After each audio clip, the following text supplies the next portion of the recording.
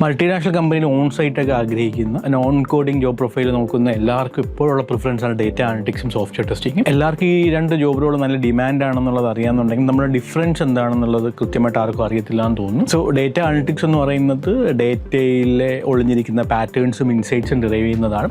എന്നാൽ software testing എന്ന് പറയുന്നത് സോഫ്റ്റ്വെയറിനെ ലോഞ്ച് ചെയ്യുന്നതിന് മുമ്പ് അതിനെ ടെസ്റ്റ് ചെയ്യുന്നതും അതിൽ നിന്ന് ബഗ്സ് ഒക്കെ ഫ്രീ ആണെന്നുള്ളതും യൂസർ എങ്ങനെ അത് ഉപയോഗിക്കേണ്ടതെന്നൊക്കെ ഇവാലുവേറ്റ് ചെയ്യുന്ന ഇതാണ് അവരുടെ ജോബ് റോൾ എന്ന് പറയുന്നത്. ഒരു ഡേറ്റ അനലിസ്റ്റ് ആവാനായിട്ട് എക്സലും പവർ ബി ഐയും എസ്ക്യൂലും ടാബ്ലോ ഒക്കെ അറിഞ്ഞിരുന്നാൽ മതിയോ.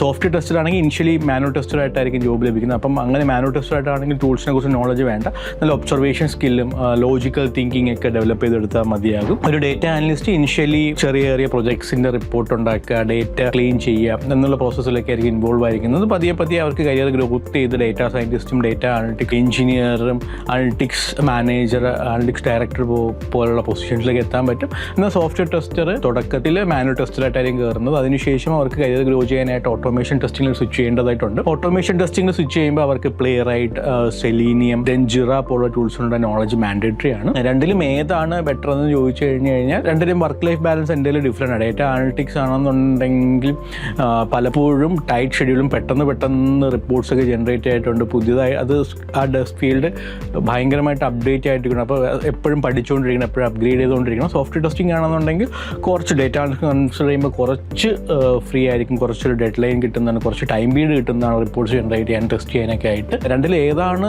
ഗ്രോത്ത് ഓറിയൻറ്റഡ് എന്ന് ചോദിച്ചാൽ അത് ഓരോരുത്തരും പേഴ്സണൽ ഇൻട്രസ്റ്റ് ആണ്. എങ്കിലും നിങ്ങളിപ്പം മാത്സിലും ബെറ്റർ ആണ്, നിങ്ങൾക്ക് പസിൽസ് ഒക്കെ സോൾവ് ചെയ്യാൻ ഇഷ്ടമാണെന്നും നിങ്ങൾക്ക് ഡേറ്റ അനലിറ്റിക്സ് ആയിരിക്കും ബെറ്റർ. അതല്ല നിങ്ങൾക്ക് ഇപ്പം ഒബ്സർവേഷൻ സ്കില്ലും നിങ്ങൾക്കൊരു പെർഫെക്ഷനിസ്റ്റ് ഒക്കെ ആണ് എന്നുണ്ടെങ്കിൽ നിങ്ങൾക്ക് സോഫ്റ്റ്വെയർ ടെസ്റ്റിംഗ് എടുക്കുന്നതായിരിക്കും ബെറ്റർ എന്ന് പറയുന്നത്.